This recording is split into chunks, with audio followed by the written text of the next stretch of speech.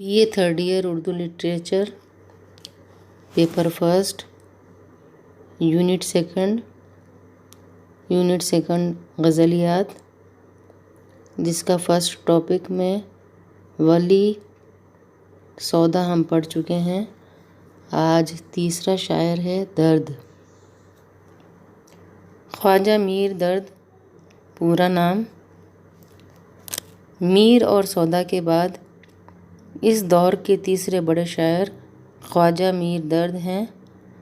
وہ ایک ذی علم اور مغز خاندان کے چشم و چراغ تھے۔ ان کے بزرگ اورنگ زیب عالمگیر کے عہد میں بخارا سے ہندوستان آئے۔ اس خاندان کے افراد کو ہر زمانے میں بڑا احترام حاصل رہا۔ یہ ایک صوفی گھرانہ تھا جس میں پیری مریدی کا سلسلہ تواتر کے ساتھ چلا آتا تھا۔ خواجہ میر درد مشہور صوفی اور شاعر خواجہ محمد ناصر عندلیب کے بیٹے تھے۔ 1721 عیسوی میں دہلی میں پیدا ہوئے۔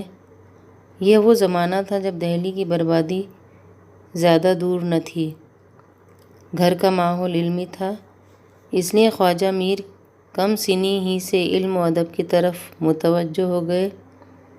اردو، فارسی، عربی تینوں زبانوں پر قدرت رکھتے تھے۔ قرآن، حدیث، فقہ، تفسیر، تصوف کا گہری نظر سے مطالعہ کیا۔ 15 برس کی عمر میں فارسی کا ایک رسالہ تصنیف کر چکے تھے۔ فارسی اور اردو میں شعر بھی اسی عمر میں کہنے لگے۔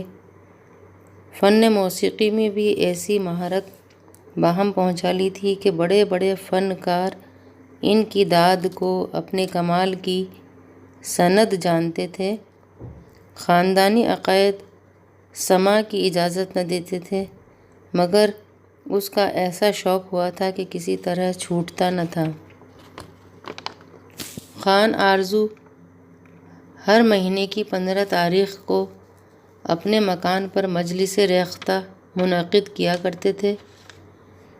جب دہلی اجڑی اور خان آرزو دہلی چھوڑنے پر مجبور ہوئے تو یہ محفل درد کے مکان پر ہونے لگی، اور جب انہوں نے درویشی اختیار کر لی تو یہ ذمہ داری میر تقی میر نے قبول کر لی۔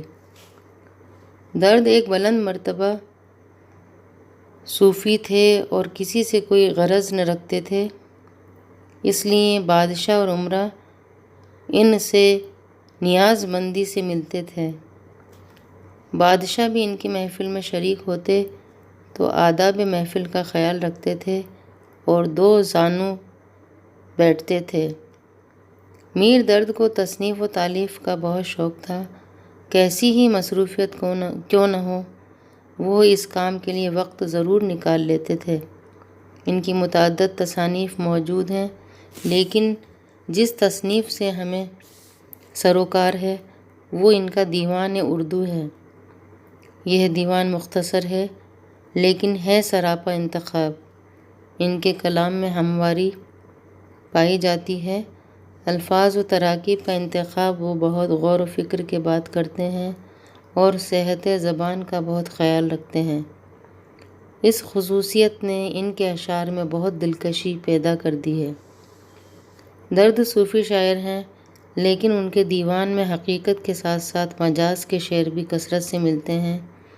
وحدت الوجود اور وحدت الشہود ان کے پسندیدہ موضوعات ہیں۔ درد کو موسیقی سے گہرا لگاؤ تھا، اس لیے ان کی غزلیں مترنم ہوتی ہیں۔ عام طور پر وہ چھوٹی بحروں کا انتخاب کرتے ہیں اور الفاظ کو ایسے سلیقے سے ترتیب دیتے ہیں کہ شعر میں صوتی حسن پیدا ہو جاتا ہے۔ کلام کا نمونہ یہ ہے: سینہ و دل حسرتوں سے چھا گیا، سینہ و دل حسرتوں سے چھا گیا، بس ہجوم یاس جی گھبرا گیا۔ سینہ و دل حسرتوں سے چھا گیا، بس ہجوم یاس جی گھبرا گیا۔ وائے ناکامی کے وقت مرگ یہ ثابت ہوا، خواب تھا جو کچھ کے دیکھا جو سنا افسانہ تھا۔ وائے ناکامی کے وقت مرگ یہ ثابت ہوا، خواب تھا جو کچھ کہ دیکھا جو سنا افسانہ تھا۔ ان لبوں نے نہ کی مسیحائی، ہم نے سو طرح سے مر دیکھا۔ ان لبوں نے نہ کی مسیحائی، ہم نے سو طرح سے مر دیکھا۔